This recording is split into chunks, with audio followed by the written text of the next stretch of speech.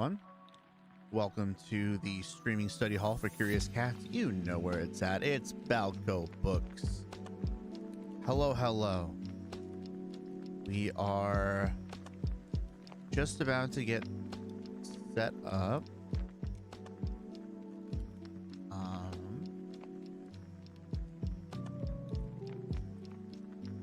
Okay.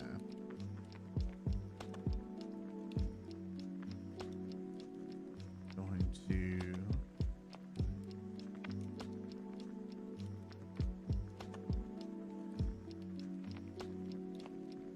hello.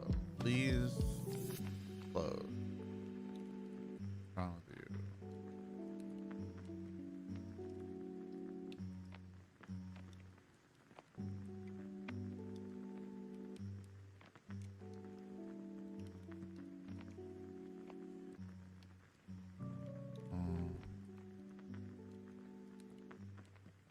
Okay.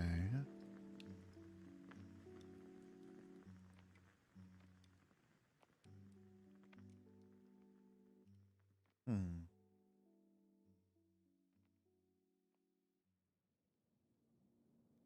Hey, it's John J. Torres. How you doing?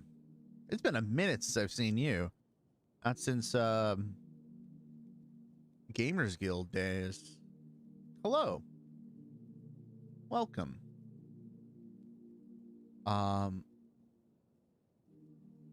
This is in case you don't know what the whole deal of today, of the whole deal of my stream is. This is a study hall. So if you have something that you want to work on, something that you want to put some time into, now is exactly the right time to begin any effort, any progress you want to make on something. So the next, sorry, bear with me for one sec. The next about 45 minutes are going to be time to just get stuff done. I have to I have to get the music back up.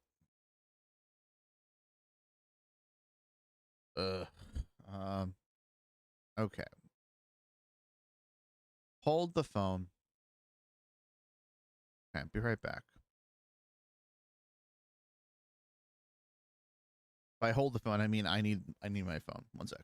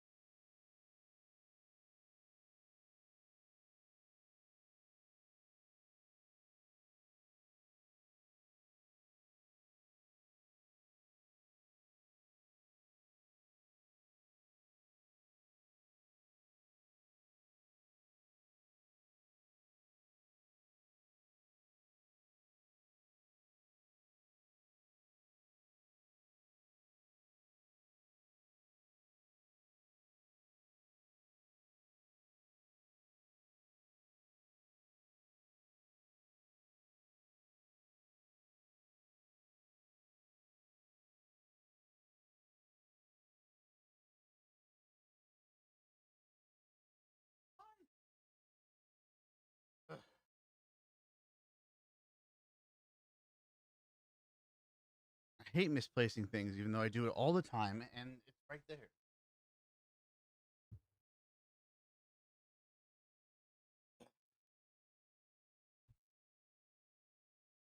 Hate when that happens. Okay. Making me sign in. Even though this computer is the only one with which I Google.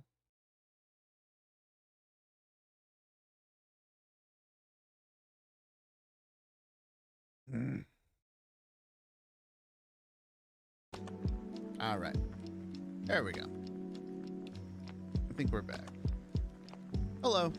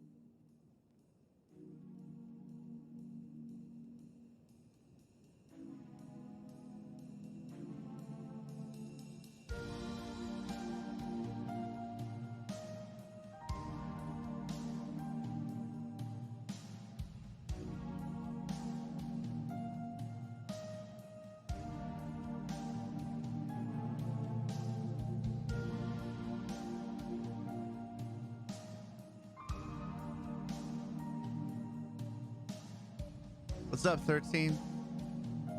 Good to see you. I know this cat.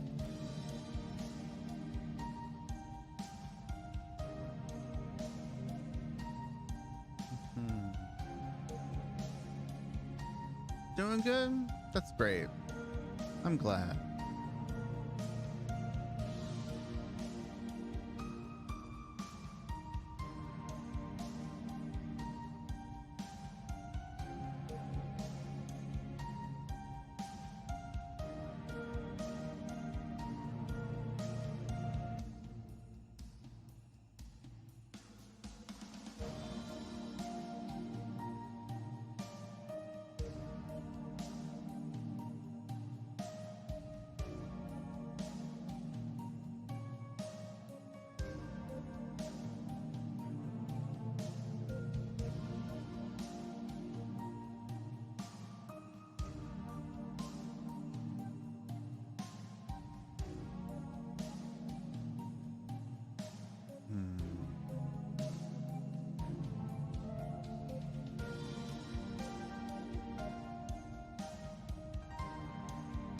All right.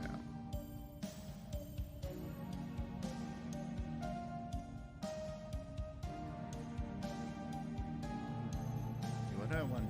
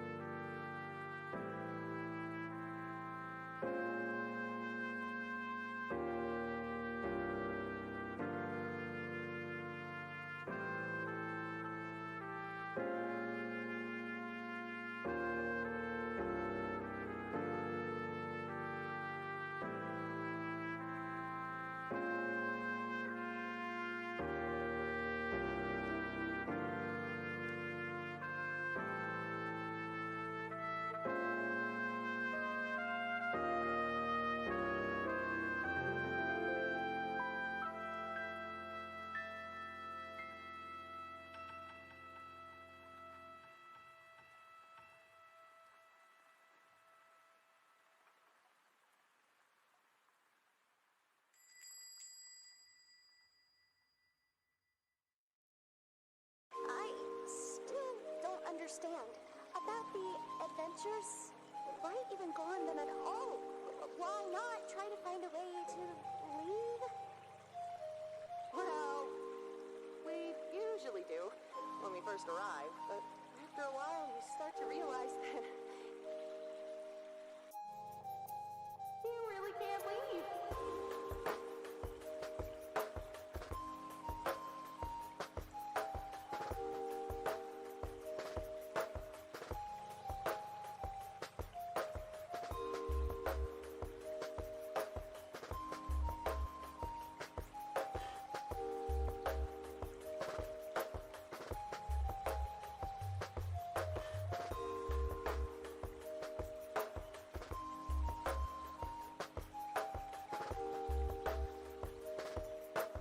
Thank goodness this is all a dream. Right, Mommy?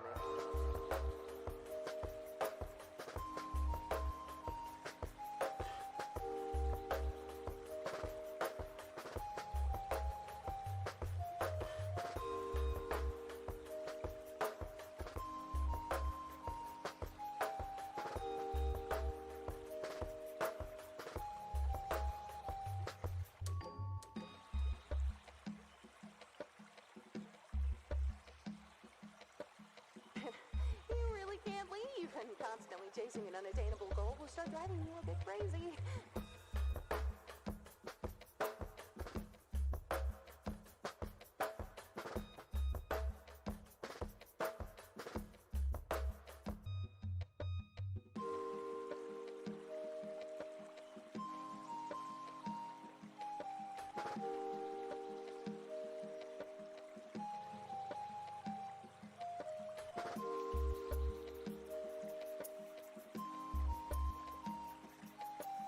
Thank goodness this is all a dream. Right, Mommy?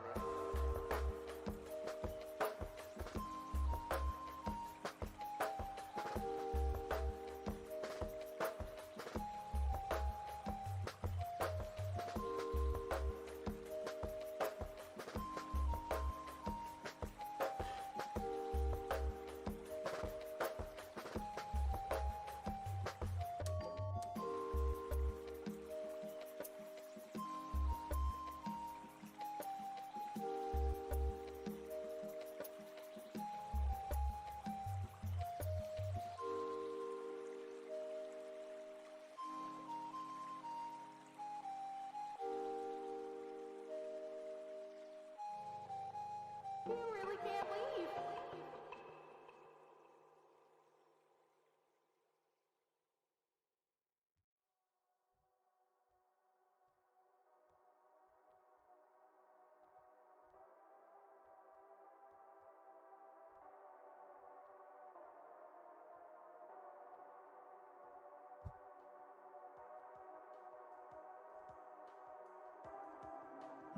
This is the void.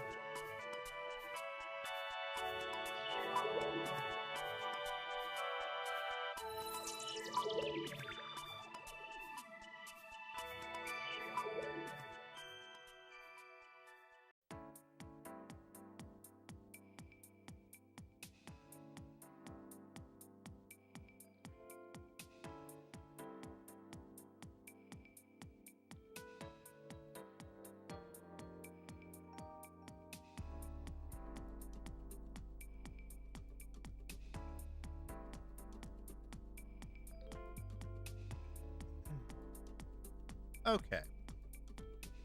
I think for right now, that's about all. Yeah.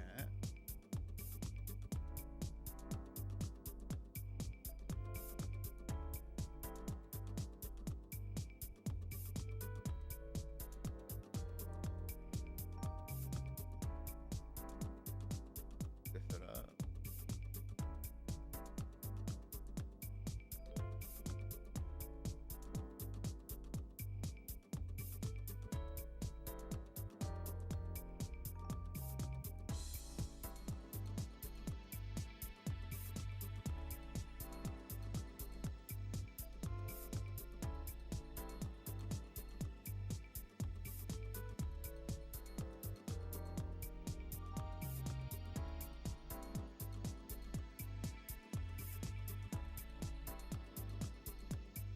Okay, let's come on back.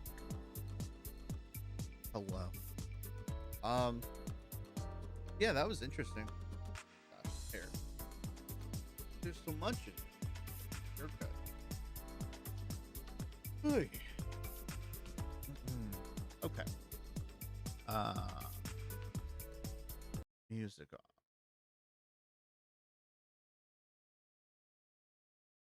Okay. So, I think it's about time we get into our stories. Lover soaps. Um, this is chapter 3 and 4 of the Sign of the Four. But before start with that, got to do my tongue twisters and vocal warm ups. Should get a pop filter.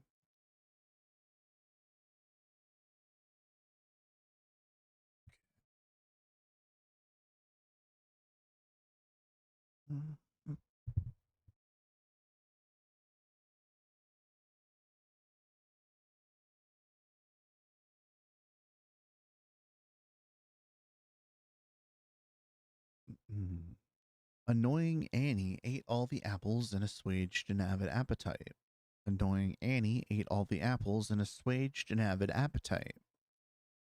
Billy and brother Bobby battled at bingo. Bobby's better bingo bothered Billy, but Billy bested both brilliantly. Billy and brother Bobby battled at bingo. Bobby's better bingo bothered Billy, but Billy bested both brilliantly. Carl carefully controlled Catherine's conversations coldly.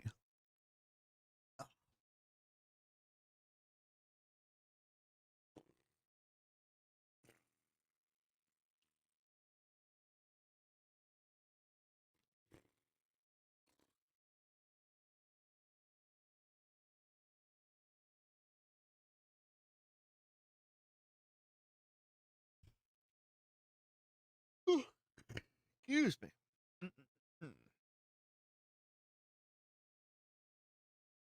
Trying to like fix my pop. I don't have a stand with which to hold the book here. I'll just do my best. Carl carefully controlled Catherine's conversations coldly. Catherine condemned Carl to the core for his cranky cut-ins. Carl carefully controlled Catherine's conversations coldly. Catherine condemned Carl to the core for his cranky cut-ins. Doug dug a deep, dingy dungeon for the devil as a destination for the dastardly and devious. Doug dug a deep, dingy dungeon for the devil as a destination for the dastardly and devious. Ethel eagerly eats eggs, egrets, emus, and elephants. Ethel eagerly eats eggs, egrets, emus, and elephants. Familial Frida fearlessly fried a fabulous fish feast. Familial Frida fearlessly fried a fabulous fish feast. Gertrude's garters garnish Gertrude's gorgeous gams. Gertrude's garters garnish Gertrude's gorgeous gams. Horrified, Harry handed Henry heavy hammerheads. Horrified, Harry handed Henry heavy hammerheads. Irma's intimidating intelligence increasingly intrigued Ivan. Irma's intimidating intelligence increasingly intrigued Ivan. John Jacob Jones joined Jimmy's Junior Jumpers. John Jacob Jones joined Jimmy's Junior Jumpers. Killer kangaroos kick kung fu klutzes. Excuse me. Killer kangaroos kick kung fu klutzes. Killer kangaroos kick kung fu klutzes to kingdom come. Killer kangaroos kick kung fu klutzes to kingdom come.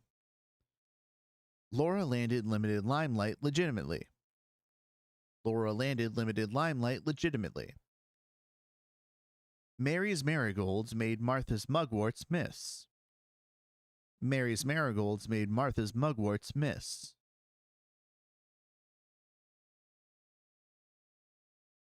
Norman knows Nellie's nausea needs nursing. Norman knows Nellie's nausea needs nursing. Otto offered Oliver the opportunity to order Oreos. Otto offered other options, but Oliver opted out. Otto offered Oliver the opportunity to order Oreos. Otto offered other options, but Oliver opted out. Paul poisoned poor Pamela's parrotfish. Paul poisoned poor Pamela's parrotfish. Phyllis phoned physicians and pharmacists for phosphates. Phyllis phoned physicians and pharmacists for phosphates. Quincy quizzed Queenie quietly with queer questions. Quincy quizzed Queenie quietly with queer questions. Robert razzed Rhoda repeatedly, rendering Rhoda rattled. Robert razzed Rhoda repeatedly, rendering Rhoda rattled. Susie saw Sally sneaking solo surreptitiously, so Susie suspected subterfuge. Susie saw Sally sneaking solo surreptitiously, so Susie suspected subterfuge. Tommy told Tanya terrible tales today. Tommy told Tanya terrible tales today. Theodore thought Thatcher a thoughtless thickhead. Theodore thought Thatcher a thoughtless thickhead. Unbelievingly, Ursula unpacked Ulysses' umpteenth ukulele. Unbelievingly, Ursula unpacked Ulysses' umpteenth ukulele. At Versailles on vacation, Victor volunteered a vintage vichyssoise. At Versailles on vacation, Victor volunteered a vintage vichyssoise. Warren worriedly watched Wally wooing Wanda. Warren wanted Wanda wickedly. Warren worriedly watched Wally wooing Wanda. Warren wanted Wanda wickedly. Warren worriedly watched Wally wooing Wanda. Warren wanted Wanda wickedly. Xavier x-rayed a xylophone in Xanadu. Xavier x-rayed a xylophone in Xanadu.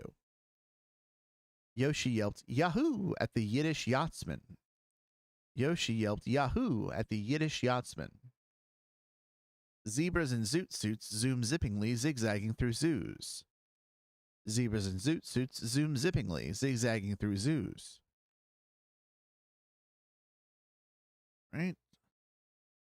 To sit in solemn silence in a dull, dark dock, in a pestilential prison with a lifelong lock, awaiting the sensation of a short, sharp shock from a cheap and chippy chopper on a big black block. To sit in solemn silence in a pestilential prison and awaiting the sensation from a cheap and chippy chopper on a big black block. I am the very pattern of a modern major general. I've information vegetable, animal, and mineral. I know the kings of England, and I quote the fights historical, from Marathon to Waterloo, in order categorical. I'm very well acquainted, too, with matters mathematical. I understand equations, both simple and quadratical. About binomial theorem, I'm teeming with a lot of news, with many cheerful facts about the square of the hypotenuse. I'm very good at integral and differential calculus. I know the scientific names of beings and animalculous. In short, in matters vegetable, animal, and mineral, I am the very model of a modern major general. And last one. When I was a lad, I served a term as office boy to an attorney's firm. I cleaned the windows and I swept the floor, and I polished up the handle of the big front door.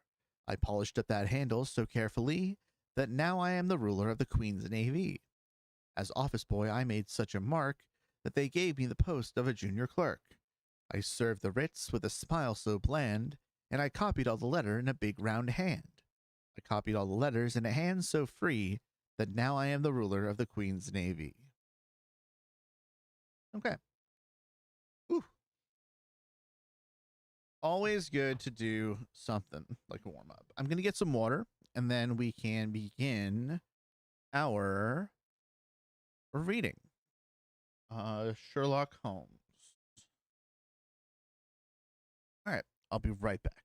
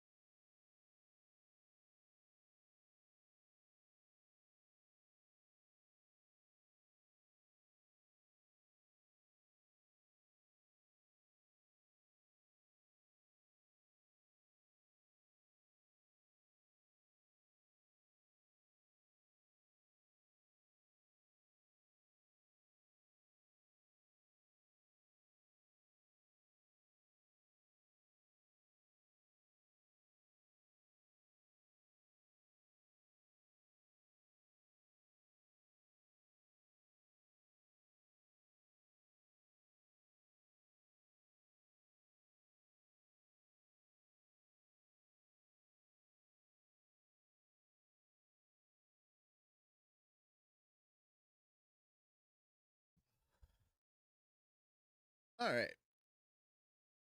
I need. How can I read without?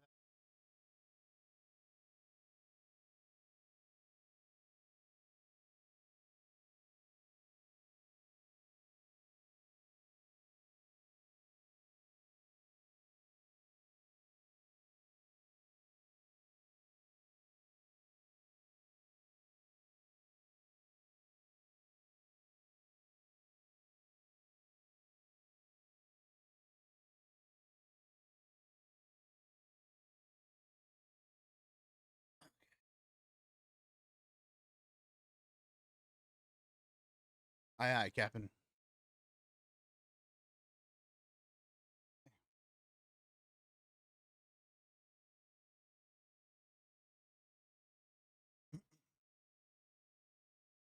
All right. Where were we last time? Last time.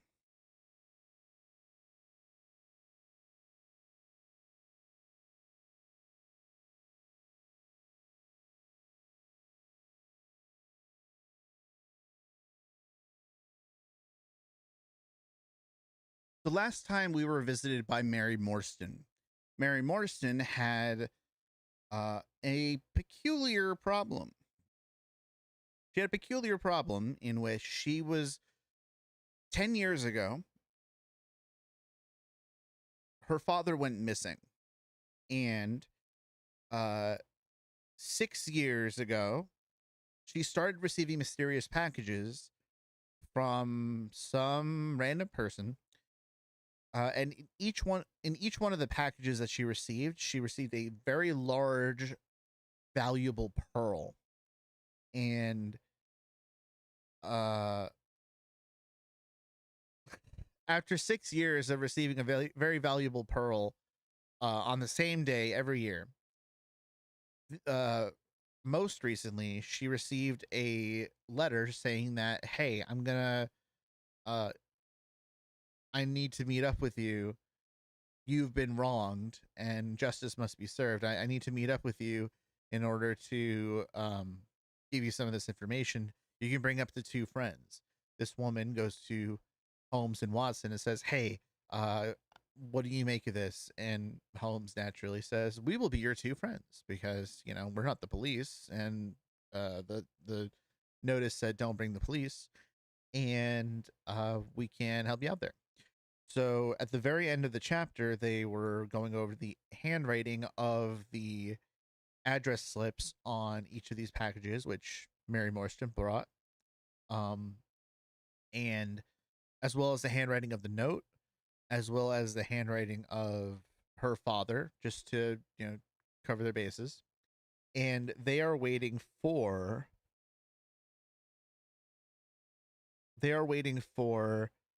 the meeting time. So I believe it said 7 at the theater, at the Lyceum Theater at 7.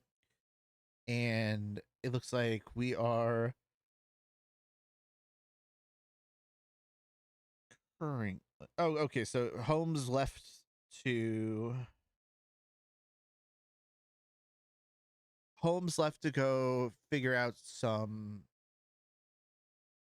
stuff.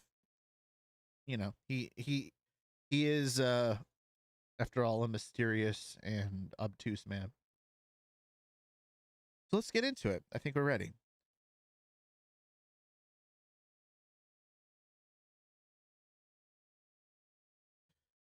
Chapter 3. In Quest of a Solution. It was 5:30 before Holmes returned. He was bright, eager, and in excellent spirits, a mood which in his case alternated with fits of the blackest depression. There is no great mystery in the matter, he said, taking the cup of tea which I had poured out for him. The facts appear to admit of only one explanation. What, you have it solved already? Well, that would be too much to say. I have discovered a suggestive fact, that is all. Well, that would be too much to say. I have discovered a suggestive fact, that is all. It is, however, very suggestive. The details are still to be added.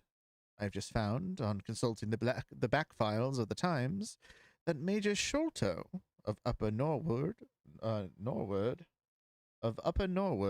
late of the 34th Bombay Infantry, died upon the 28th of April, 1882. I may be very obtuse, Holmes, but I fail to see what this suggests. No? You surprise me. Look at it in this way, then. Captain Morstan disappears. The only person in London whom he could have visited is Major Sholto. Major Sholto denies having heard that he was in London. 4 years later, Sholto dies. Within a week of his death, Captain Marstan's daughter receives a valuable present, which is repeated from year to year, and now culminates in a letter which describes her as a wronged woman. What wrong can it refer to except this deprivation of her father? And why should the presents begin immediately after Sholto's death, unless it is that Sholto's heir knows something of the mystery and desires to make compensation? Have you any alternative theory which will meet the facts? But what a strange compensation, and how strangely made. Why, too, should he write a letter now, rather than 6 years ago? Again, the letter speaks of giving her justice. What justice can she have? It is too much to suppose that her father is still alive. There's no other injustice in her case that you know of. There are difficulties. There are certainly difficulties, said Sherlock Holmes pensively. But our expedition of tonight will solve them all. Ah, here's a four-wheeler, and Miss Marston is inside. Are you all ready? Then we had better go down, for it is a little past the hour. I picked up my hat and my heaviest stick, but I observed that Holmes took his revolver from his drawer and slipped it into his pocket. It was clear that he thought that our night's work might be a serious one. Miss Morstan was muffled in a dark cloak, and her sensitive face and her sensitive face was composed but pale. She must have been more than woman. She must have been more than woman if she did not feel some uneasiness at the strange enterprise upon which we were embarking. Yet her self-control was perfect, and she readily answered the few additional questions which Sherlock Holmes put to her. Major Sholto was a very particular friend of Papa's, she said. His letters were full of allusions to the Major. He and Papa were in command of the troops at the Andaman Islands, though they were thrown a great deal together. By the way, a curious paper was found in Papa's desk, which no one could understand. I don't suppose it is of the slightest importance, but I thought you might care to see it, so I brought it with me. It is here. Holmes unfolded the papers carefully and smoothed it out upon his knee.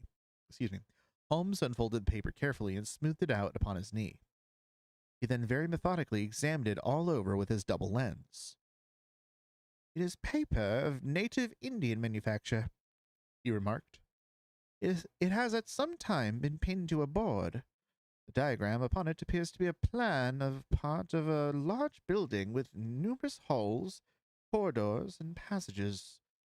At one point is a small cross done in red ink, and above it is a 3.37 from left in faded pencil writing. In the left-hand corner is a curious hieroglyphic like four. In the left-hand corner. God, I'm struggling with British accent. Remember, it's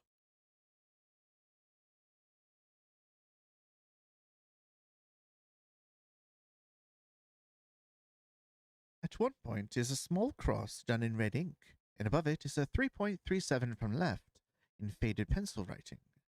In the left-hand corner is a curious hieroglyphic like four. The left-hand corner is a curious hieroglyphic like four crosses in a line. Is it curious hieroglyphic? Four crosses in a line with their arms touching.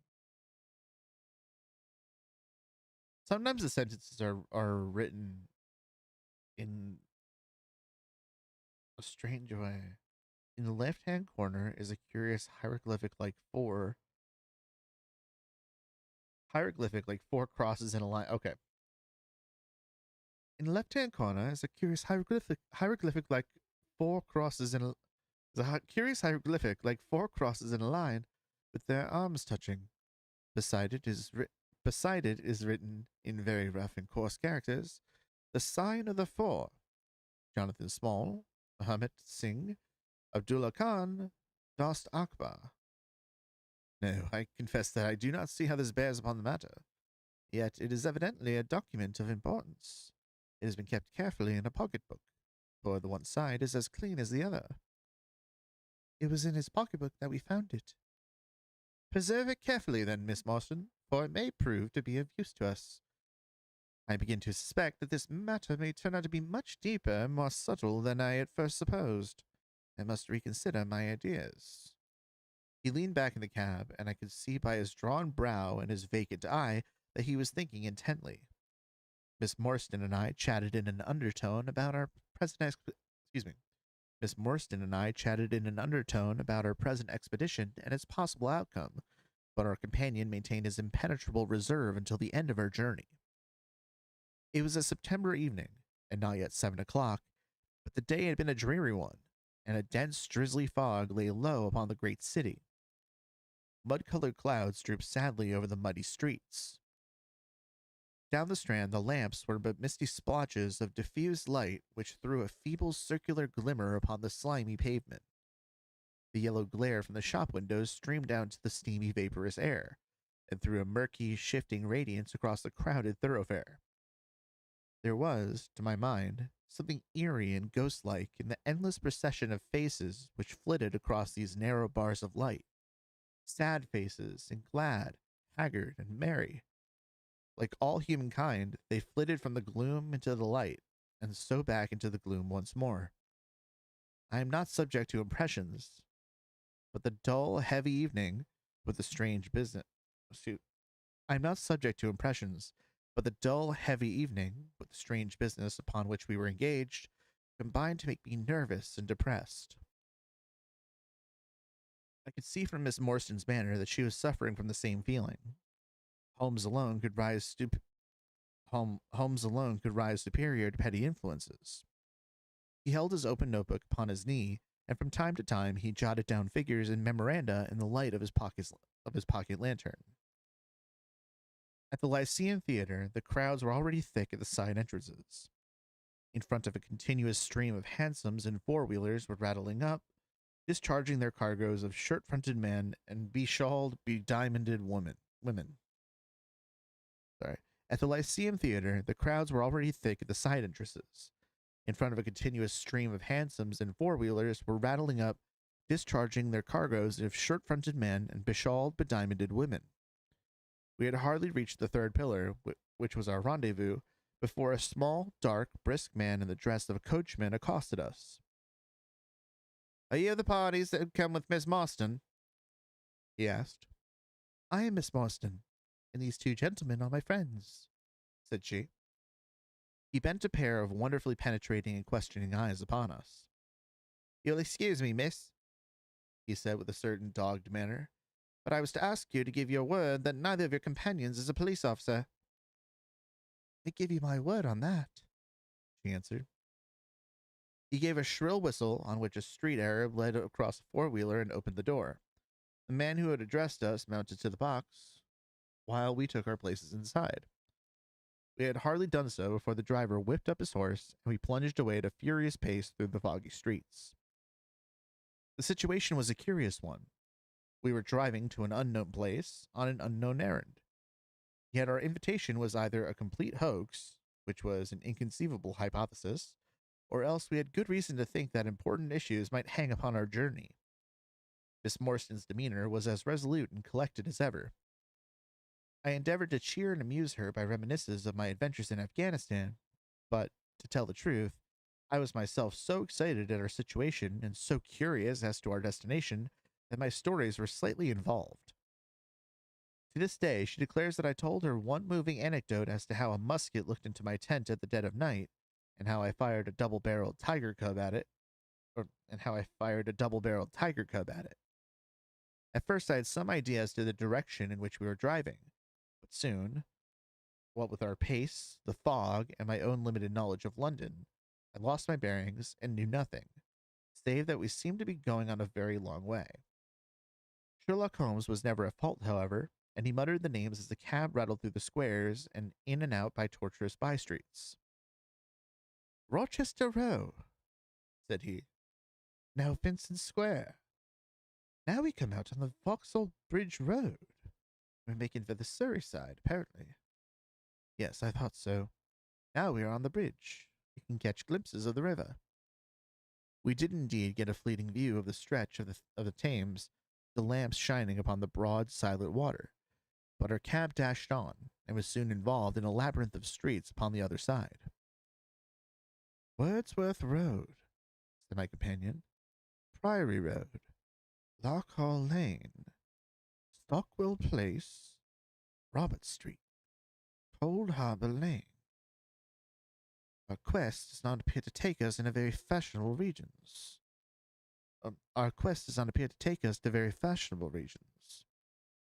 We had indeed reached a questionable and forbidding neighborhood. Long lines of dull brick houses were only relieved by the coarse glare and tawdry brilliancy of public houses in the corner. Then came rows of two-storied villas, each with a fronting of miniature garden, and then again interminable lines of new staring brick buildings, the monster tentacles which the giant city was throwing out into the country. At last, the cab drew up to the third house in a new terrace. None of the other houses were inhabited, and that at which we stopped was as dark as its neighbors. Was as dark as its neighbors, save for a single glimmer in the kitchen window. On our knocking, however, the door was instantly thrown up by a Hindu servant clad in a yellow turban. Or on our knocking, however, the door was instantly thrown open by a Hindu servant clad in a yellow turban, white loose-fitting clothes, and a yellow sash. There was something strangely incongruous in this oriental figure framed in the commonplace doorway of a third-rate suburban dwelling house. "The Sahib awaits you," said he, and even as he spoke, there came a high piping voice from some inner room. Show them into me, Kimitaga. Hitmaga? I don't know what that word is. Show them straight into me. Show them into me, Hitmuga.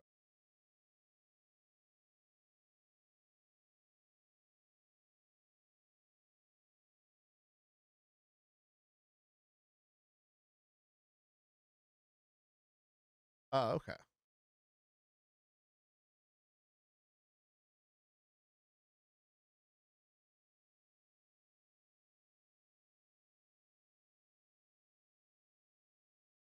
Wow.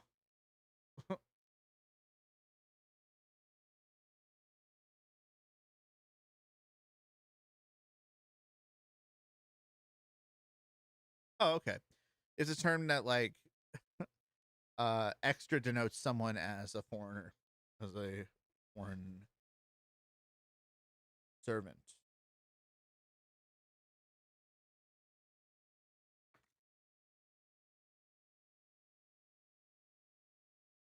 All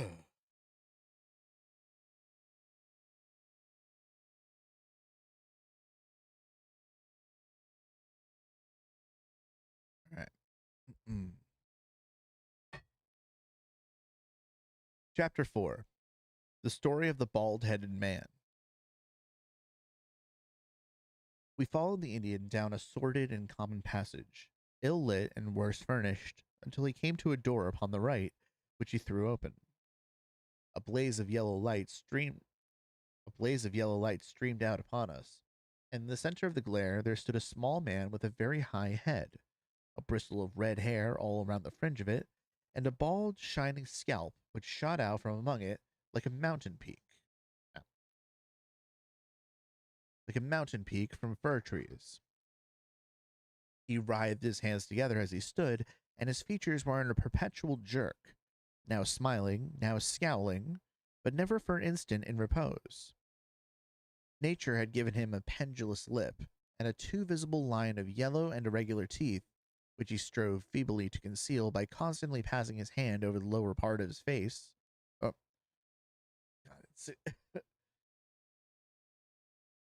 Nature had given him a pendulous lip, and a too visible line of yellow and irregular teeth, which he strove feebly to conceal by constantly passing his hand over the lower part of his face. In spite of his obtrusive baldness, he gave the impression of youth. In point of fact, he had just turned his 30th year. "Your servant, Miss Morstan," he kept repeating "Your servant, Miss Morstan," he kept repeating in a thin, high voice. "Your servant, gentlemen. Pray step into my little sanctum. Small place, miss, but furnished to my own liking. An oasis of art in the howling desert of South London." We were all astonished by the appearance of the apartment into which he invited us. In that sorry house, it looked as out of place as a diamond of the first water in a setting of brass. The richest and glossiest of curtains and tapestries draped over the walls, looped back here and there to expose some richly mounted painting or oriental vase. The carpet was of amber and black, so soft and so thick that the foot sank pleasantly into it, as into a bed of moss. Two great tiger skins thrown athwart it increased the suggestion of Eastern luxury, as did a huge hookah which stood upon a mat in the corner. A lamp in the fashion of a silver dove was hung from an almost invisible golden wire in the center of the room. As it burned, it filled the air with a subtle and aromatic odor. Mr. Thaddeus Sholto, said the little man, still jerking and smiling. That is my name. You are Miss Marston, of course. And these gentlemen? This is Mr. Sherlock Holmes, and this is Dr. Watson. A doctor, eh? Cried he, much excited. Have you your stethoscope? Might I ask you, would you have the kindness? I have grave doubts as to my mitral valve, if you would be so very good. The aortic I may rely upon, but I should value your opinion upon the mitral. I listened to his heart, as requested, but was unable to find anything amiss, save indeed that he was in ecstasy of fear, for he shivered from head to foot. It appears to be normal, I said. You have no cause for uneasiness. You will excuse my anxiety, Miss Marston, he remarked airily. I am a great sufferer, and I have long had suspicions as to that valve. I am delighted to hear that they are unwarranted. Had your father, Miss Marston, refrained from throwing a strain upon his heart, he might have been alive now. I could have struck the man across the face, so hot was I at this callous and offhand reference to so delicate a matter. Miss Marston sat down, and her face grew white to the lips. I knew in my heart that he was dead, said she. I can give you every information, said he, and what is more, I can do you justice, and I will, too, whatever Brother Bartholomew may say. I am so glad to have your friends here, not only as an escort to you, but also as witnesses to what I am about to do and say. The three of us can show a bold front to Brother Bartholomew. But let us have no outsiders, no police, no officials. We can settle everything satisfactorily amongst ourselves, without any interference. Nothing would annoy Brother Bartholomew more than any publicity. He sat down upon a low settee and blinked at us inquiringly with his weak, watery blue eyes. For my part, said Holmes, whatever you may choose to say will go no further. For my part, said Holmes, whatever you may choose to say will go no further. I nodded to show my agreement. That is well, said he. May I offer you a glass of Chianti, Miss Marston, or of Tokay? I keep no other wines. Shall I open a flask? No? Well, then, I trust you have no objection to tobacco smoke, to the mild balsamic odor of the Eastern tobacco. I'm a little nervous, and I find my hookah an invaluable sedative. He applied a taper to the great bowl, and the smoke bubbled merrily through the rosewater. We sat all three in a semicircle, with our heads advanced, and our chins upon our hands, while the strange, jerky little fellow, with his high, shining head, puffed uneasily in the center. When I first determined to make this communication to you, said he, I might have given you my address, but I feared you might disregard my request and bring unpleasant people with you. I took the liberty, therefore, of making an appointment in such a way that my man Williams might be able to see you first. I have complete confidence in his discretion, and he has orders, if he was dissatisfied, to proceed no further in the matter. You'll excuse these precautions, but I am a man of somewhat retiring, and might even say refined tastes, and there is nothing more unaesthetic than a policeman. I have a natural shrinking from all forms of rough materialism. I seldom come in contact with the rough crowd. I live, as you see, with some little atmosphere of elegance around me. I may call myself a patron of the arts. It is a weakness. The landscape is a genuine Corot. And though a connoisseur might perhaps throw doubt upon that Salvator Rosa, there cannot be the least question about the Bouguereau. I am partial to the modern French school. You'll excuse me, Mr. Sholto, said Miss Marston, but I am here at your request to learn something which you desire to tell me. It is very late, and I should desire the interview to be as short as possible. At the best, it must take some time, he answered, for we shall certainly have to go to Norwood and see Brother Bartholomew. We shall all go and try to see if we can get the better of Brother Bartholomew. He is very angry with me for taking the course which has seemed right to me. I had quite high words with him last night, You cannot imagine what a terrible fellow he is when he is angry. If we were to go to Norwood, it would perhaps be as well to start at once, I ventured to remark. He laughed until his ears were quite red. That would hardly do, he cried. I didn't know what we would say if I brought you in that sudden way. No, I must prepare you by showing you how we all stand to each other. In the first place, I must tell you that there are several points to the story of which I am myself ignorant. I can only lay the facts before you as I know them myself. My father was, as you may have guessed, Major John... My father, as you may have guessed, Major John Sholto, once of the Indian Army. He retired some 11 years ago and came to live in Pondicherry Lodge in Upper Norwood. Excuse me. My father was, as you may have guessed, Major John Sholto, one of the Indian Army. He retired some 11 years ago and came to live at Pondicherry Lodge in Upper Norwood. He had prospered in India and brought back with him a considerable sum of money, a large collection of valuable curiosities, and a staff of native servants. With these advantages, he bought himself a house, and he lived in great luxury. My twin brother Bartholomew and I were the only children. I very well remember the sensation which was caused by the disappearance of Captain Marston. We read the details in the papers, and, knowing that he had been a friend of our father's, we discussed the case freely in his presence. He used to join in our speculations as to what could have happened. Never for an instant did we suspect that he had the whole secret hidden in his own breast, that of all men he alone knew the fate of Arthur Marston. We did know, however, that some mystery, some positive danger, overhung our father. He was very fearful of going out alone, and he always employed 2 prize-fighters to act as porters at Pondicherry Lodge. Williams, who drove you tonight, was one of them. He was once the lightweight champion of England. Our father would never tell us what it was he feared, but he had a most marked aversion to men with wooden legs. On one occasion, he actually fired his revolver at a wooden-legged man who proved to be a harmless tradesman canvassing for orders. We had to pay a large sum of money to hush the matter up. My brother and I used to think that a mere whim of my father's, but events have since led us to change our opinion. Early in 1882, my father received a letter from India which was a great shock to him. He nearly fainted at the breakfast table when he opened it, and from that day he sickened to his death. What was in the letter we would never discover, but I could see that as he held it what was in the letter we could never discover, but I could see as he held it that it was short and written in a scrawling hand. He had suffered for years from an enlarged spleen, but he now became rapidly worse, and towards the end of April, we were informed that he was beyond all hope.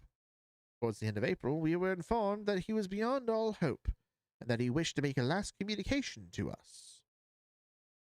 When we entered his room, he was propped up with pillows and breathing heavily. He besought us to lock the door and come upon either side of the bed.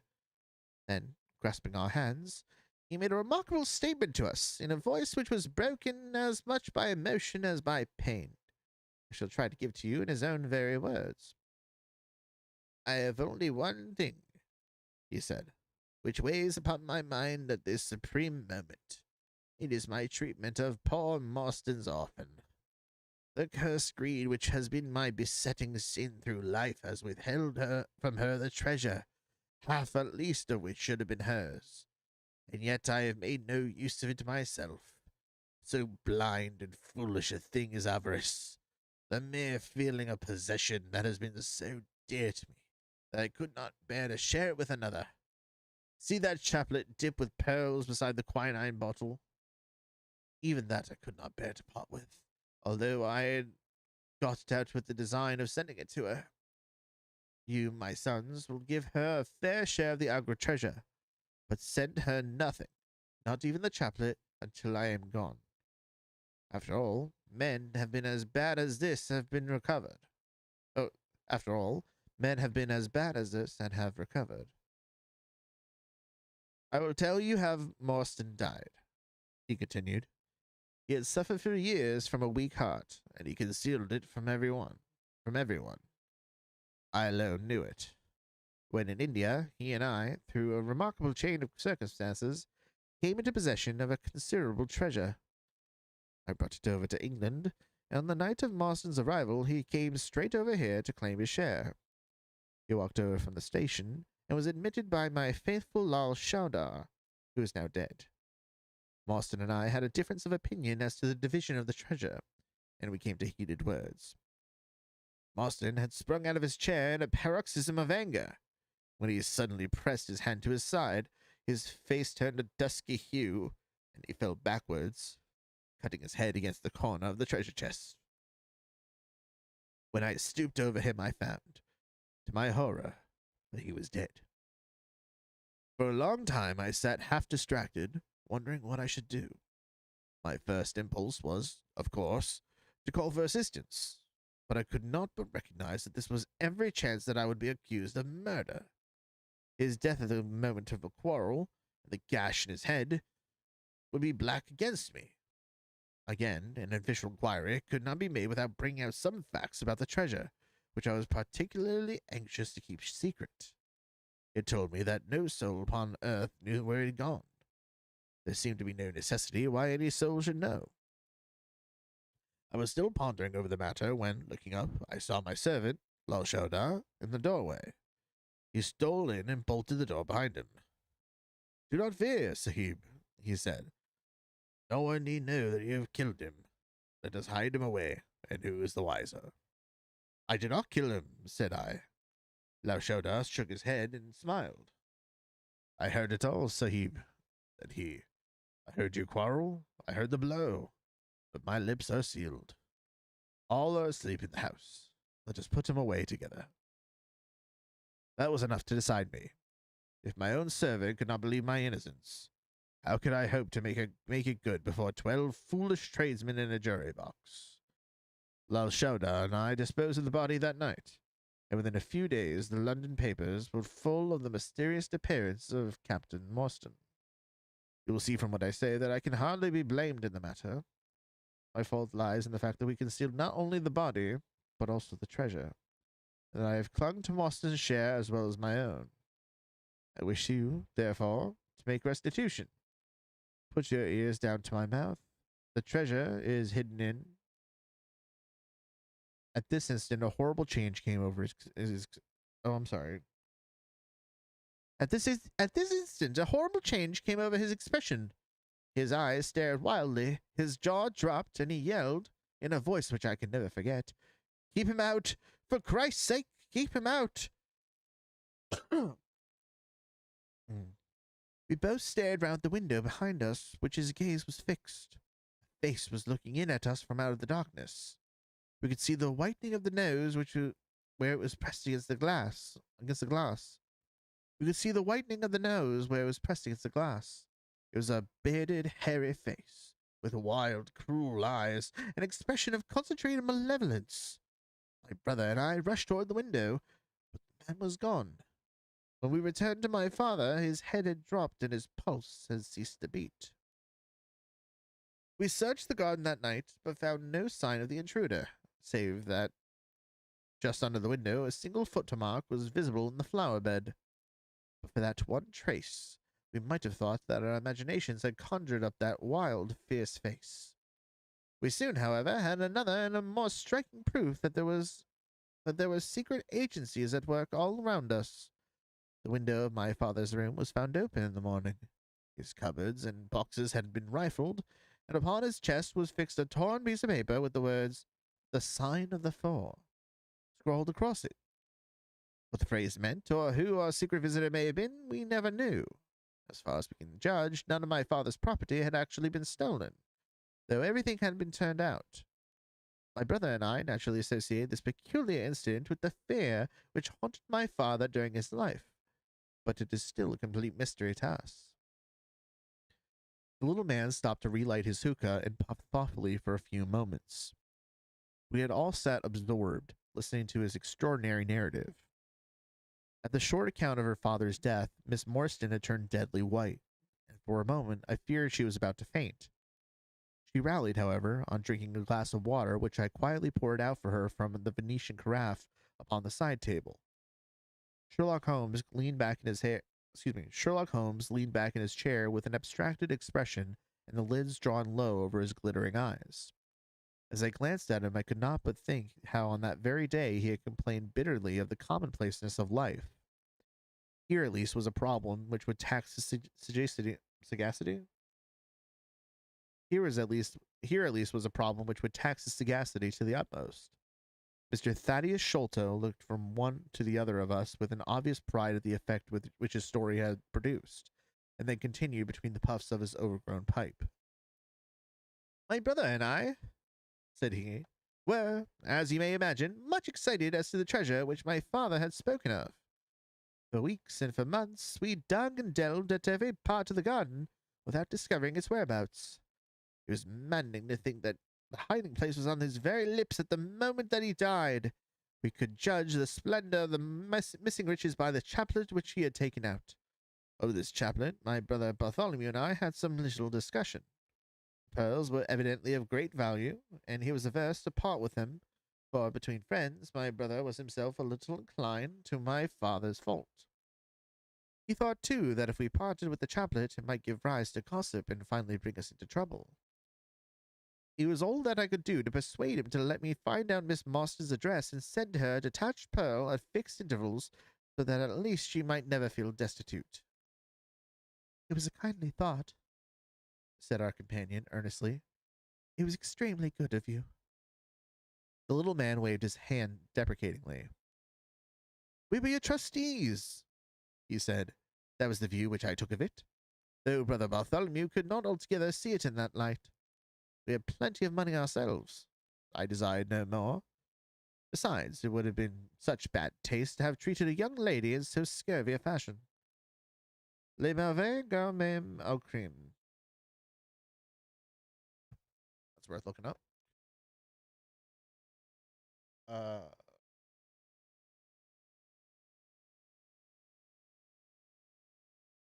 Les merveilles. Les merveilles. Oh.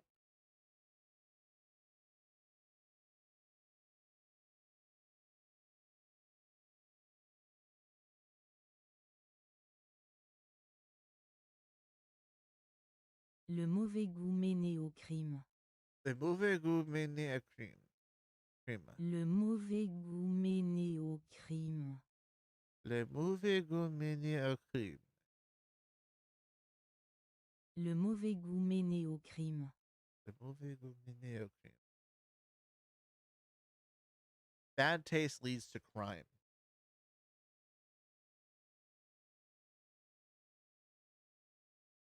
The French have a very neat way of putting these things. Our difference of opinion on this subject went so far that I thought it best to set up rooms for myself. So I left Pondicherry Lodge, taking old Kinmutgar and Williams with me. Yesterday, however, I learned that an event of extreme importance has occurred. The treasure has been discovered. I instantly communicated with Miss Marston, and it only remains for us to drive out to Norwood and demand our share. I explained my views last night to Brother Bartholomew, so we shall be expected, if not welcome, visitors. Mr. Thaddeus Sholto ceased, and sat twitching upon his luxurious settee. We all remained silent with our thoughts upon the new development which the mysterious business had taken. Holmes was the first to spring to his feet. You have done well, sir, from first to last, said he. It is possible that we may be able to make you some small return by throwing some light upon that which is dark to you. But as Miss Marston remarked just now, it is late, and we had best put that matter through without delay. It is late, and we had best put the matter through without delay. Our new acquaintance very deliberately coiled up the tube of his hookah and produced from behind a curtain a very long befrogged topcoat with astrakhan collar and cuffs. This he buttoned tightly up in spite of the extreme closeness of the night, and finished his attire by putting on a rabbit skin cap with hanging lappets, which covered the ears, so that no part of it was visible save his mobile and peaky face. My health is somewhat fragile, he remarked, as he led the way down the passage. I am compelled to be a valetudinarian. Valetudinarian. That's a new word. Valetudinarian.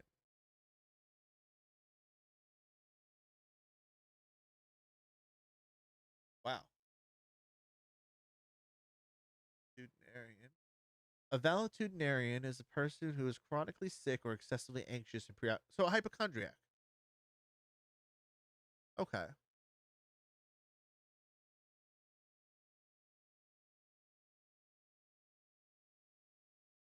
Our cab was waiting us outside, and our program was evidently prearranged. The driver started off at once at a rapid pace. Thaddeus Sholto talked incessantly in a voice which rose high above the rattle of the wheels. Bartholomew is a clever fellow, said he. How do you think he found where the treasure was? He had come to the conclusion that it was somewhere indoors. So he worked out all the cubic space of the house and made measurements everywhere so that not 1 inch should be unaccounted for. Among other things, he found that the height of the building was 74 feet, but on adding together the heights of all the separate rooms, and making every allowance for the space between, which he ascertained by borings, he could not bring the total to more than 70 feet. There were 4 feet unaccounted for. These can only be at the top of the building. He knocked a hole, therefore, in the lath and plaster ceiling of the highest room, and there, sure enough, he came upon a little garret above it, which had been sealed up and was known to no one. In the center stood the treasure chest, resting upon 2 rafters. He lowered it through the hole, and there it lies. He imputes the value of the jewels at not less than 500,000 sterling.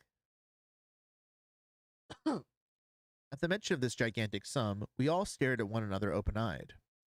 Miss Morstan, could we secure her rights, would change from a needy governess to the richest heiress in England. Surely it was the place of a loyal friend to rejoice at such news. Yet I am ashamed to say that selfishness took me by the soul, and that my heart turned as heavy as lead within me. I stammered out some few halting words of congratulation, and then sat downcast, with my head drooped, deaf to the babble of our new acquaintance. He was clearly a confirmed hypochondriac, and I was dreamily conscious that he was pouring both interminable trains of symptoms and imploring information as to the composition and action of innumerable quack nostrums, some of which he bore about in a leather case in his pocket. I trust that he may not remember any of the answers which I gave him that night. Holmes declares that he overheard me caution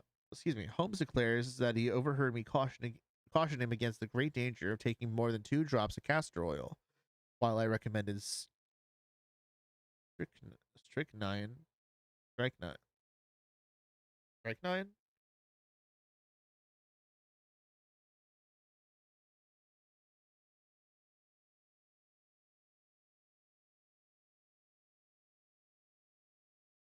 Strychnine. Strychnine. A highly toxic bitter crystalline alkaloid extracted from the seeds of the Strychnos noctivomica tree is used as a pesticide. Ugh. Okay.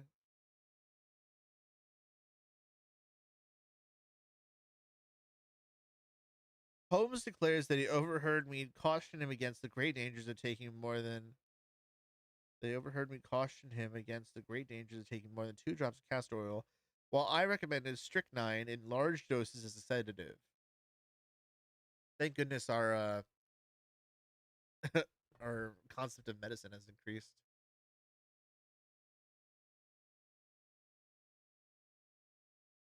I'm curious.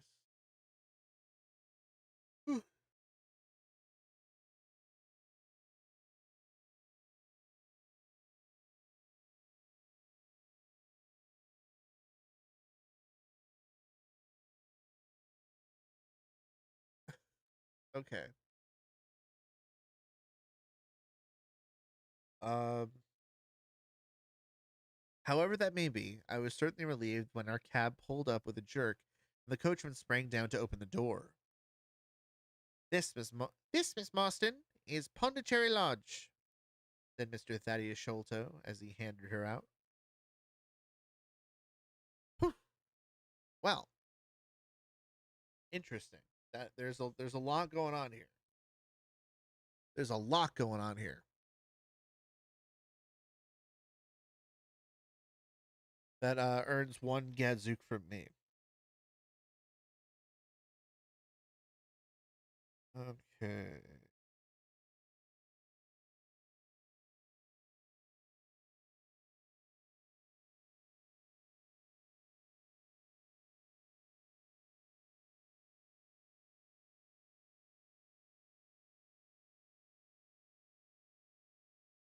So the chapter begins with Holmes coming The chapter begins with Holmes coming back from his errands, where he found out that Major Sholto, the contact in England that Miss Morrison's father knew, had died some time ago.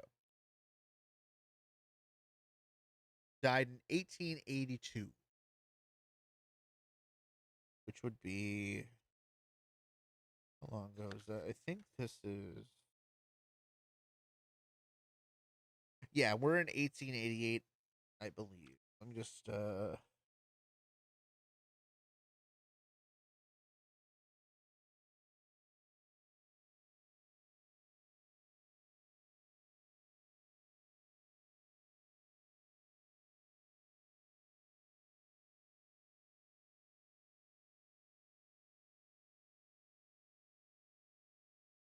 now I believe,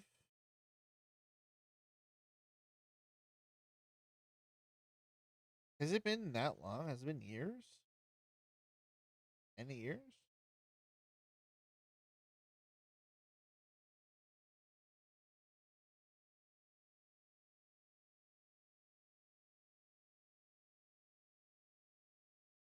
Okay.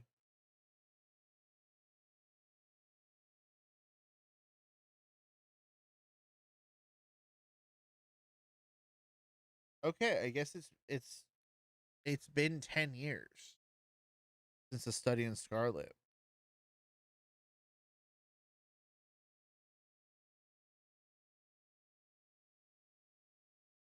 Yeah, he disappeared upon 3rd December 1878.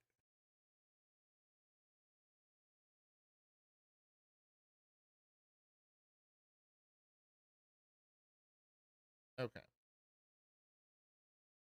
Uh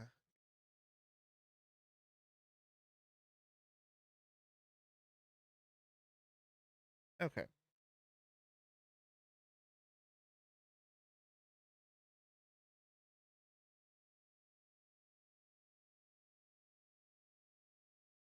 So now we know Sherlock Holmes came back from doing his research, and it turns out 6 years ago, back when Miss Morrison started receiving the pearls, it appears that Major Sholto, her father's contact from the army, had passed away.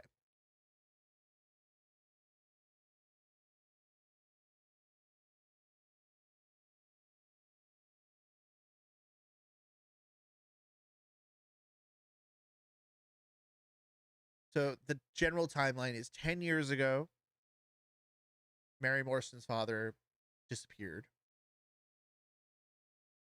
6 years ago,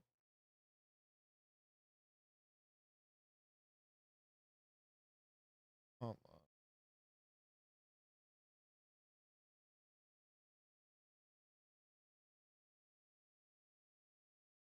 on. Okay. So Sholto was the only one in England that Morstan knew. Captain Morstan. Sholto was the only one in England that Captain Morstan knew. Sholto denied ever seeing Morstan at all. Denied knowing that Morstan was even in England. Denied knowing that Morstan was even in England.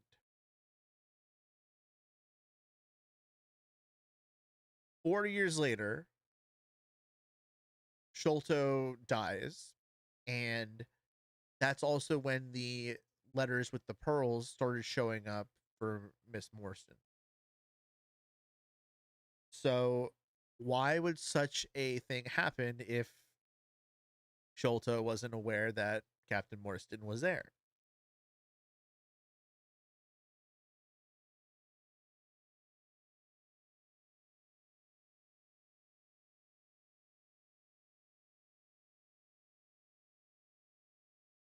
And now she has received a letter saying that she was a wronged woman. So surely there must be something with Morstan and Sholto uh, that went afoul.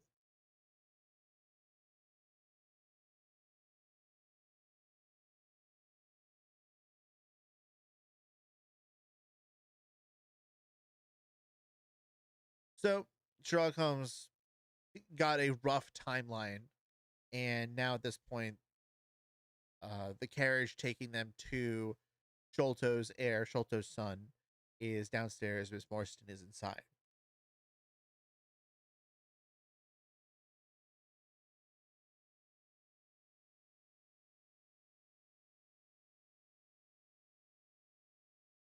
As they're riding over to Sholto, as they're riding over to Sholto Jr., his name's Thaddeus, but Sholto Jr.,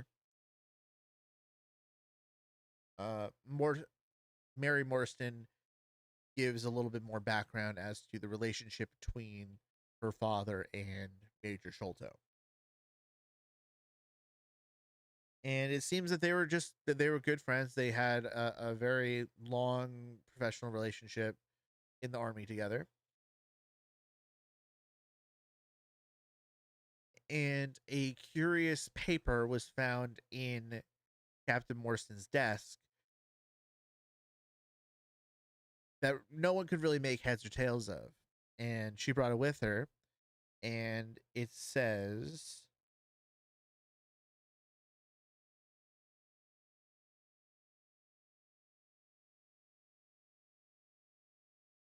so the paper is a plan of a large building with halls, corridors, passages. It looks like a blueprint.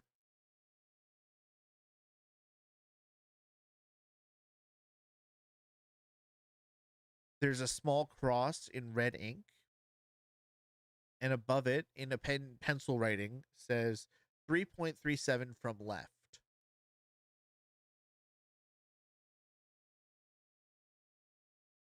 There is a strange like hieroglyph. There's a strange symbol in the corner, and with a very rough writing, it says the sign of the four. And then a couple of names: Jonathan Small, Muhammad Singh, Abdullah Khan, and Dost Akbar. And Sherlock Holmes has no idea what this means.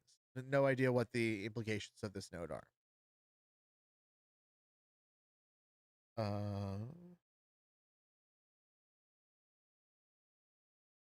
And as they ride over to Sholto Jr., they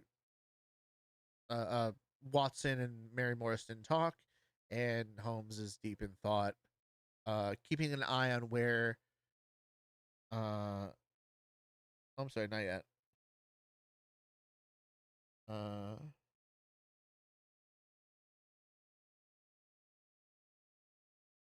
every now and again, Holmes is taking some notes. They arrive at the Lyceum Theater.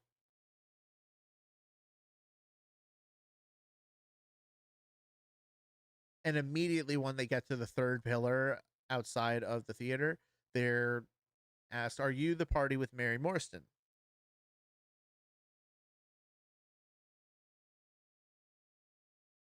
The person meeting them says, "You promise that these guys aren't police officers?" And she says, "Yes, of course, they are not police officers."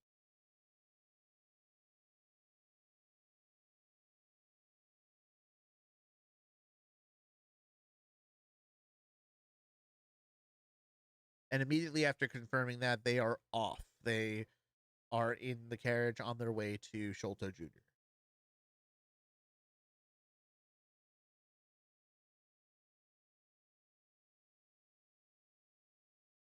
Watson was a little. Watson got lost because Watson doesn't know very much about London still, which is a shame. It's been 10 years. It's been 10 years, Watson. Know where you are. Um, but Sherlock Holmes naturally is keeping an eye on all the different signs, locales, um, and it seems that they are taking a path into a very yet another like dingy neighborhood, one that doesn't really seem particularly well off, well to do. Uh,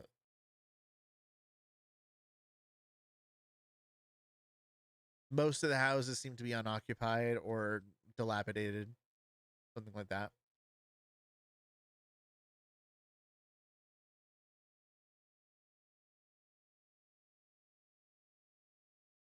And with that, they are at the house, and they meet this bald guy.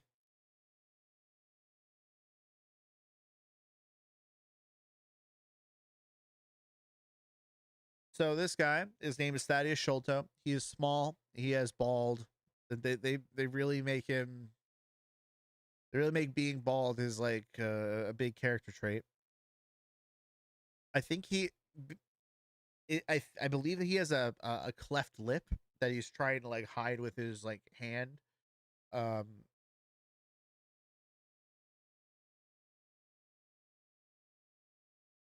and though he was bald, he was actually pretty young. He was about 30 years old.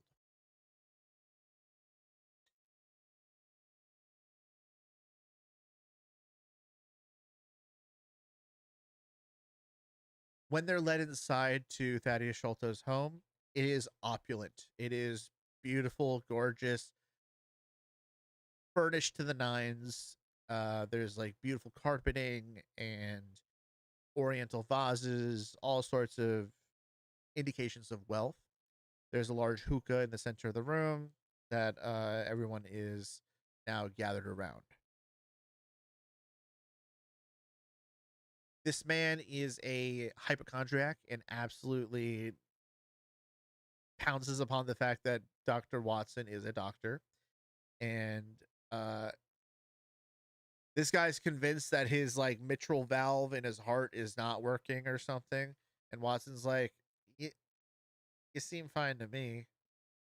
I am a doctor and stuff.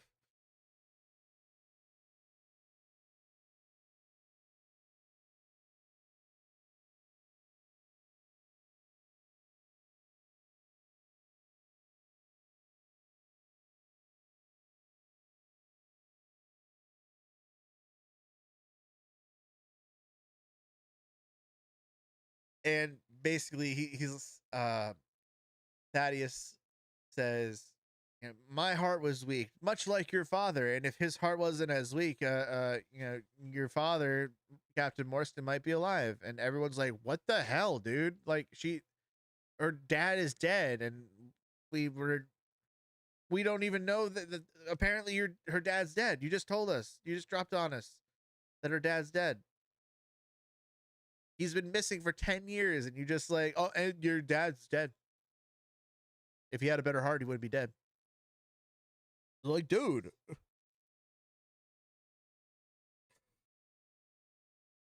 Um,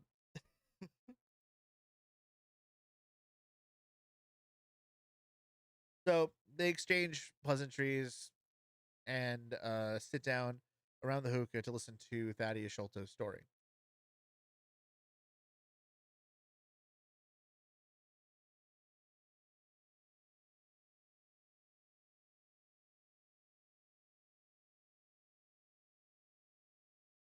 So John Sholto, Thaddeus Sholto's father, uh, along with Captain Marston, brought back a fair bit of treasure from their time abroad, from their time in India.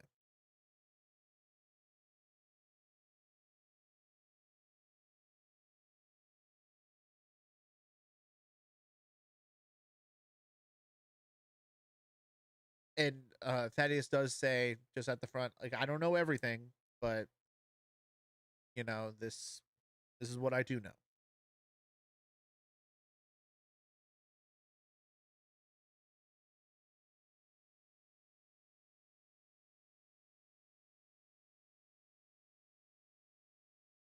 when Captain Morrison disappeared, it caused a big hubbub, a big fuss. You know, a captain being like just suddenly going missing. Uh, they had no idea that their father, John Sholto, knew what happened. They were always aware that John Sholto was uh like there was some kind of danger, some kind of uh um like there was a shadow over him a lot of his life, and so much so that he actually employed two bodyguards to always be with him at all times. He was like afraid of his life, afraid for his life. Um, but Major Sholto never explained to his sons what he feared so much. Only that he had a particular aversion to people with wooden legs, with peg legs. He actually even shot a gun at like some random guy with a peg leg, and it had to pay a bunch of money to him to keep that from getting out.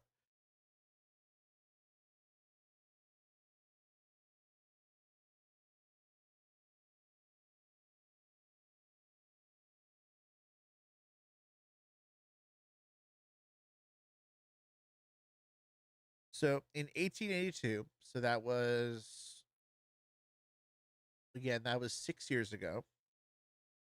He Major Sholto received a letter from India that really just shook him, really rattled him, and he never like recovered from that physically. Uh, I don't think it enlarged his spleen for him, but his spleen was enlarged, and this note gave him such a shock that he never was in good health again. On his deathbed, he asks his two sons to come to either side of him, grabs their hands,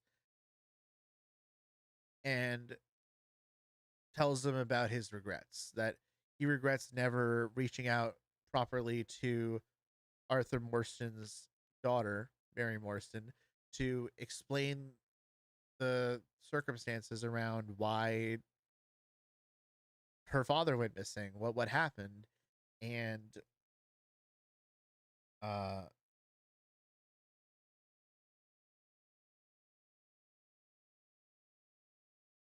the treasure that they brought back, they were supposed to figure out how it was divvied up between the two, and they clearly had some kind of disagreement about who gets what share of the treasure.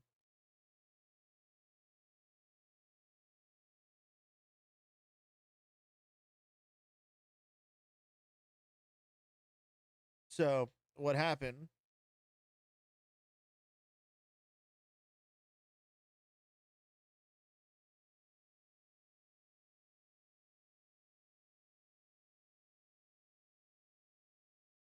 to the side, there was a table with the pearls that they eventually ended up sending to her. Um, like he fished them out of the treasure specifically to send them to her, and he still can't bear himself to do that because he's just so consumed by avarice and greed that he can't part with the treasure. And that is the reason why Arthur Morrison ended up dying. He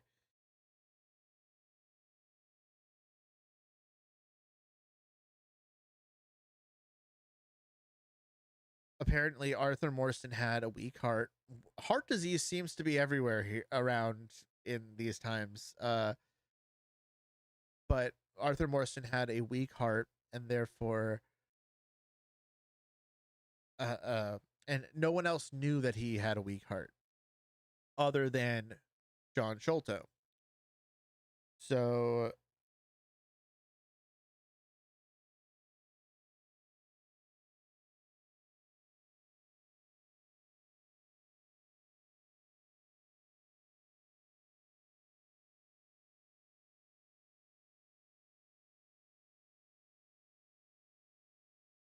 when the treasure got to England, Morrison, of course, immediately went over to Sholto and be like, to decide how the treasure was to be split. And they eventually got to some heated words, and the words got so heated that he sprung up from his chair, grabbed his heart, fell over, and hit his head on the corner of the treasure chest and died.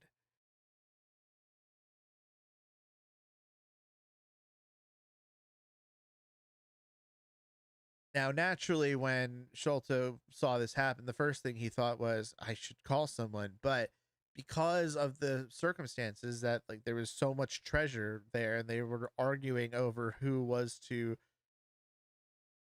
have what share of the treasure, he presumed that if anyone saw the scene, they would believe like that uh Sholto killed Morstan over the treasure. I would think that if you know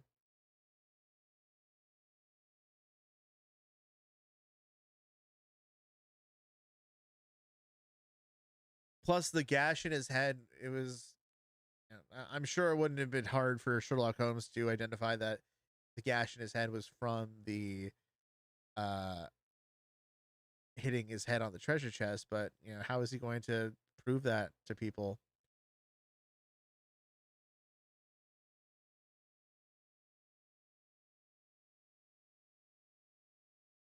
And either way, an investigation would only bring about the revelation that there was a treasure in the first place, which he wanted to keep hidden at all costs. Remember, like he was afraid, he was scared of uh people hurting him for his wealth. Um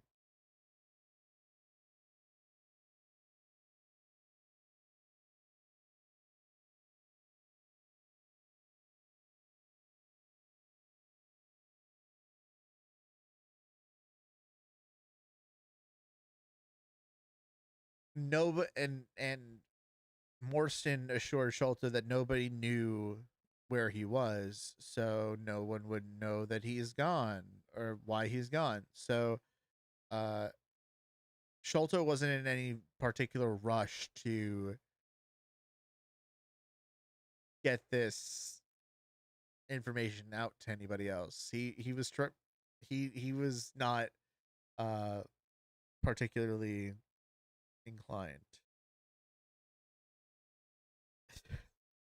When he looked up, he saw his servant Lal Shaudar at the doorway, and the servant's like,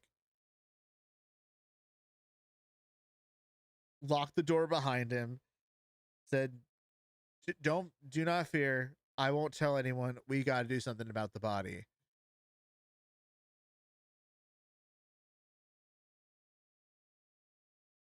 Like the servant believes that Sholto killed Morriston, and Sholto's like, I, I didn't kill him. I didn't kill him. And the servant says, "No, no, dude. I heard you fought. I heard it. You fought. He fell. He's dead. You have treasure. Like I heard it. Like and and if even Sholto's servant couldn't be trusted to take his word for it, no one else would. So he was like, okay, I guess I'm not going to put leave this to a jury, so I guess I gotta hide a body now. Um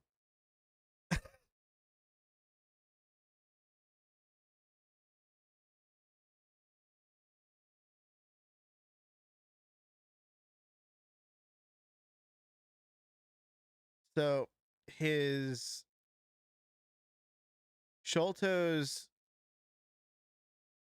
sins have been really piling up.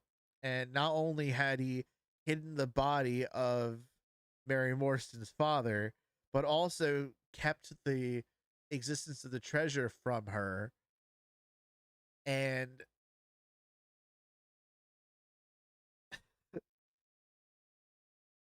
he wants his sons to make it right. And right as he says, put your ears to my mouth. I need you to listen real close. The treasure is, and he dies before he can actually get it out.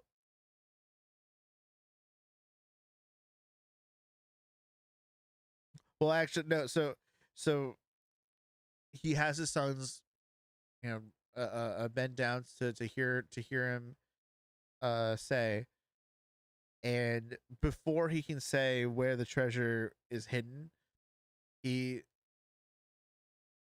recoils back in terror and fear, and he says, "Keep him out! For Christ's sake, keep him out!"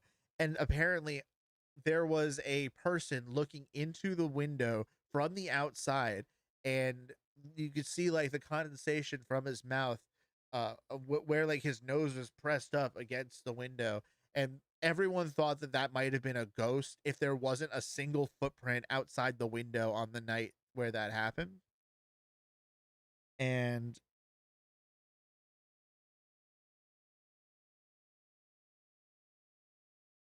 that morning,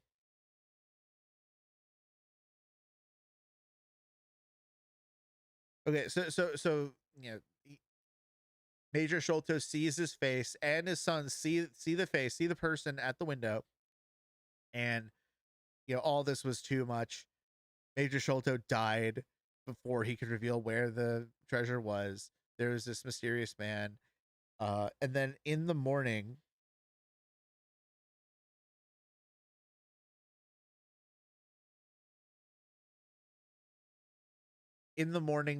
the father's window was thrown open.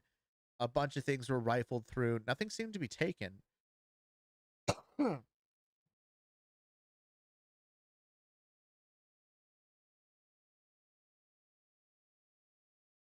Nothing seemed to be taken, and put on the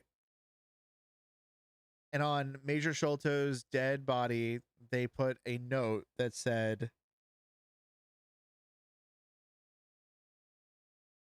"The sign of the four." But now the sign of the four has appeared twice. So one in the desk of Arthur Morstan,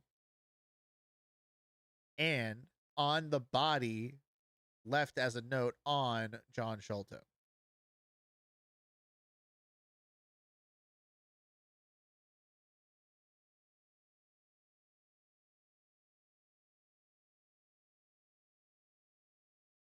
So Thaddeus Sholto gets done telling all this story, and he's like leaning back in his chair, like, haha, pretty good story, isn't it? And everyone's like, Mary Morstan is freaking out.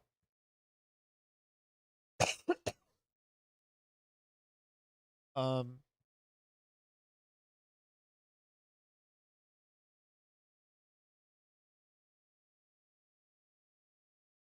Watson is looking at Holmes, like thinking to himself, man, you thought life was so boring like a couple hours ago. Not that boring, huh, buddy? Huh.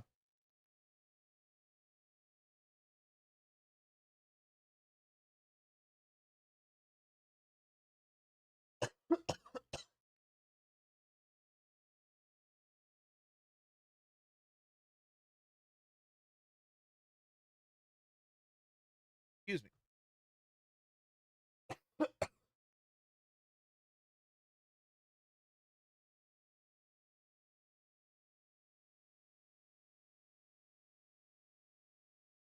So, while these pearls that Mary Morstan received were set aside, uh, they still didn't know where the treasure was. And the only place that they could think was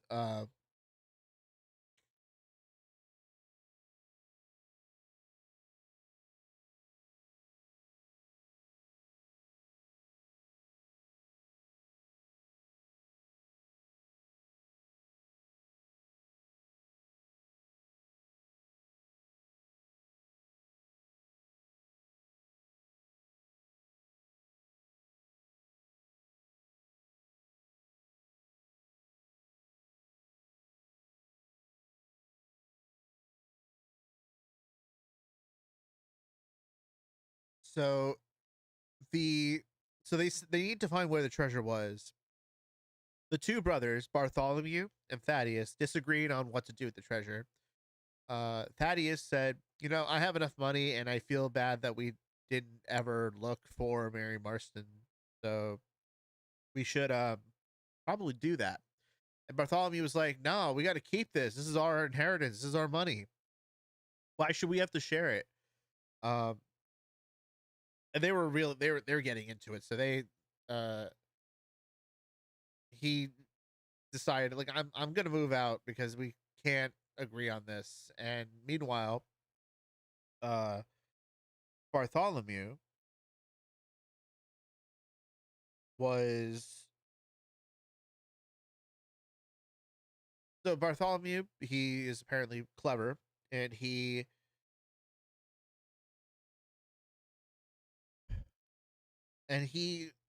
came to the conclusion that the treasure was likely buried somewhere indoors, or not buried. Well, the treasure was hidden somewhere indoors. So he took a look at all the schematics, all the blueprints for their other home, Pondicherry Lodge. They so Bartholomew like looked at the blueprints and said, "Huh, okay, so 74 feet, or was it?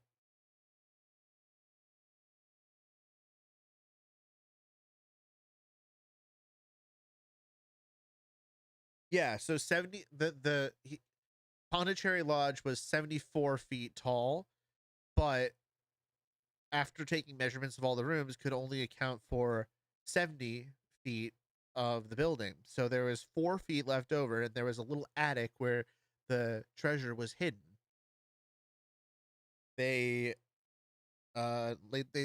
it was like sealed off in like an attic area. So they opened up that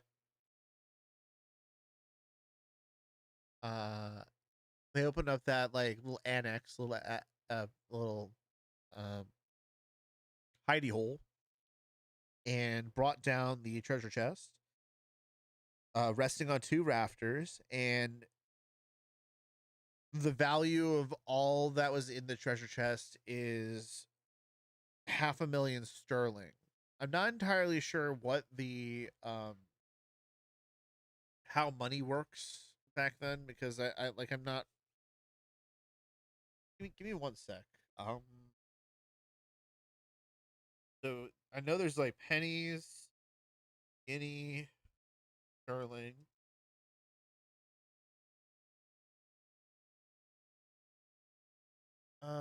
1 pound sterling was 20 shillings.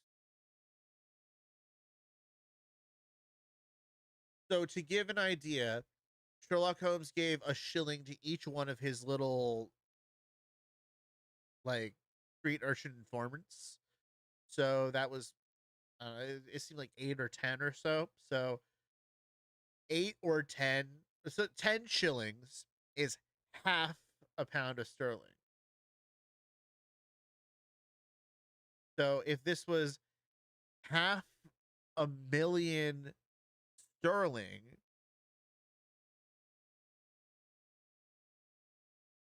1 pound sterling equals 20 shillings. So 500,000 times 20. It would make, you know, and if Mary only received half of that, it would make her just fabulously wealthy.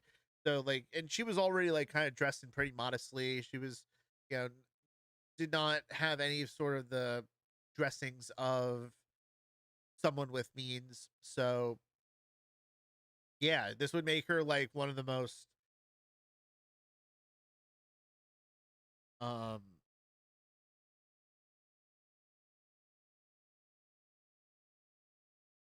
she would be like the one of the richest heiresses in England. And keep in mind that this is also like, money went a lot farther back then because inflation, of course. And it's funny because Watson ordinarily would be like really happy for the fact that, Miss Morrison was, coming into such money, like he wanted to congratulate her, but he was actually just really like down the dumps, like upset about, like, man, that's a lot of money. it's he sort of had the same reaction that someone might have if my uncle won the lottery, and I'd be like, huh, yeah, that is your money, but I wish it were my money.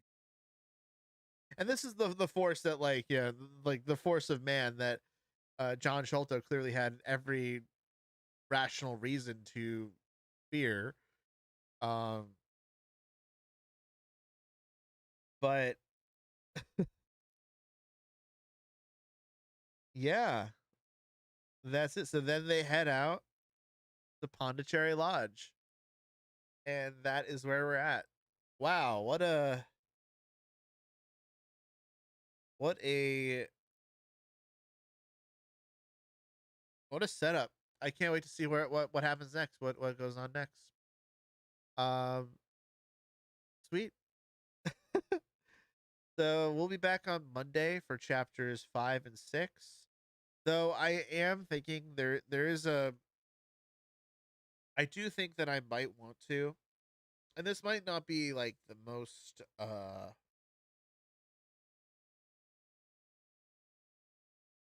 it might not be the best idea in terms of like, an entertaining stream, but I think for what I want to do, I want to like really finish it, like the explainer series for A Study in Scarlet, because I think it's worth it.